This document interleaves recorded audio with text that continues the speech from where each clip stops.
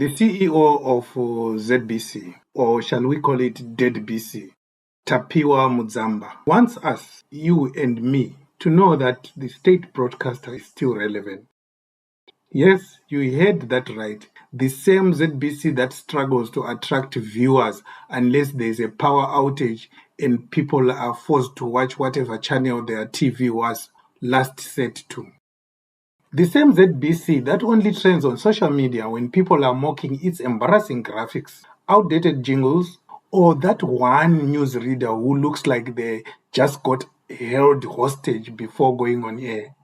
Again, honorable members, I would want to address the question that was asked regarding our relevance in today's life compared to the past.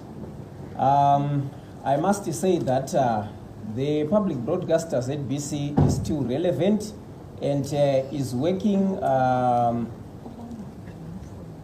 through all means possible to remain relevant in this era.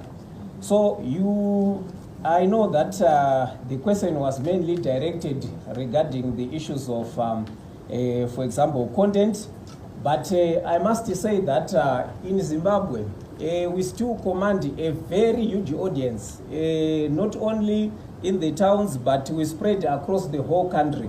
And I will respond to this technically. We are at the moment focusing on programming that the audience is indicating that we want this, and we are fine-tuning the content so that we provide. So take a look at this as an example. People said, you are not giving us local football, PSL, and the likes. We have since started broadcasting those games for the people. You see, from Friday, Saturday, Sunday, we have been giving you such kind of content. You talk of wait, okay, yeah, okay.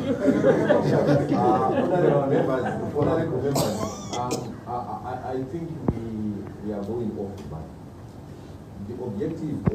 That ZBC, ladies and gentlemen, is apparently said to be still relevant. Mudzamba stood before the nation and made his case. He assured us that ZBC is working through all possible means to stay relevant. Now, if this was a normal broadcaster, one might assume that all means possible includes improving content, investing in new technology, or perhaps training their journalists to stop looking like they are reading a hostage statement. But this is ZBC we are talking about. Their version of staying relevant usually involves banning independent media, forcing civil servants to pay license fees, and broadcasting hours of monotonous speeches about economic growth while the economy bends faster than a Zesa transformer during a thunderstorm.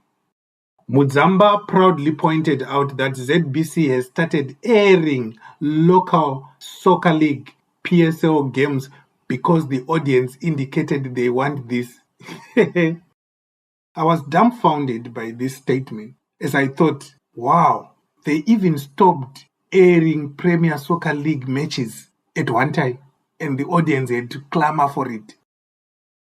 Yes, because people were just dying for ZBC to bring them local football. Never mind the fact that the only reason people watch PSL matches on ZBC is because they don't have access to DSTV. They don't have access to Showbox or even have a decent pirated stream. But let's give credit where it's due. At least for those 90 minutes, ZBC temporarily transforms from a full-time ZANU-PF praise and worship channel into something that vaguely resembles a normal TV station.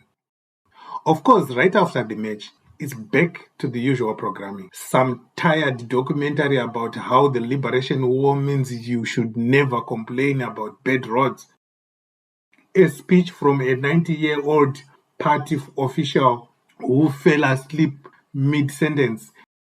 And breaking news report about Mnangagwa commissioning a bore like he just landed a rocket on Mars. And then there's the argument that ZBC still commands a huge audience. Now, technically, this could be true if you count all the hospital waiting rooms, government offices, and rural households where the only alternative is watching paint dry. But let's be honest, even in those places, people would rather have their TVs on mute than actually listen to the never-ending parade of government propaganda. If you need police roadblocks and forced payments to keep your broadcasters alive, then you are about as relevant as a Nokia 3310 in the age of iPhone. Now they even put a law that says before you renew your motor vehicle license, you have to pay the ZBC license. What age are we living in? Teslas are coming. Teslas is basically a telephone, and you won't have any FM there if you don't want it. So why bother making it a relevant law in today's age? Where are we going? Are we going backwards or are we moving forward? But let's help poor Mudzamba out. If ZBC truly wants to become relevant, it could start by trying something radical, like reporting real news, for instance. Imagine just for a moment a ZBC that actually investigates corruption instead of pretending everything is fine.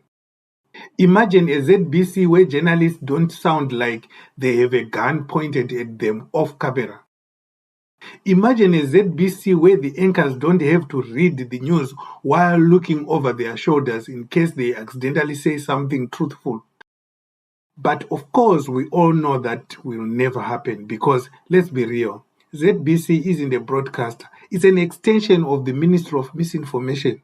Instead of wasting time trying to convince people that state propaganda is still in fashion, maybe ZBC should just embrace its real purpose. They could rebrand as ZANU-PF Broadcasting Corporation officially and save everyone the trouble.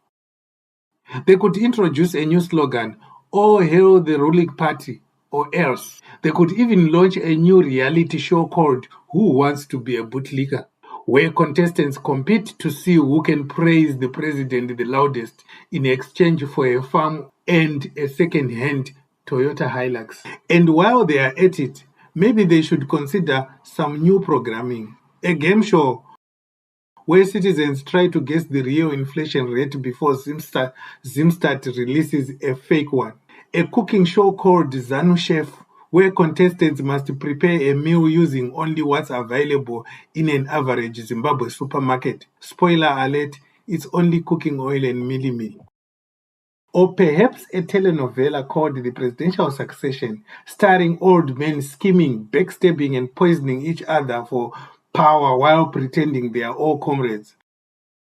Now, that would actually be worth watching. Until then, ZBC's biggest competition isn't even other TV stations. It's TikTok, WhatsApp forwards, and literally anything else that doesn't involve watching old men in oversized suits blaming sanctions for potholes. If relevance means forcing people to watch you because they have no choice, then yes, ZBC is relevant. But if relevance means actually providing value to viewers, then the only thing ZBC is relevant for is reminding us how far behind the country is when it comes to media freedom. For now, ZBC remains as relevant as a CD player in a world of Spotify. But who knows? Maybe if they start broadcasting Mnangagwa's speeches in VR with special effects, they might just win a few more viewers. Until then, we'll be here watching Zimwaves TV because at least we don't insult your intelligence. So subscribe now and let's leave ZBC to its core audience, politicians, forced viewers, and the occasional bored cat that accidentally sat on the remote. Thank you, viewers, for the support that you have shown us. We have grown tremendously, especially in the last month, and that is because of you.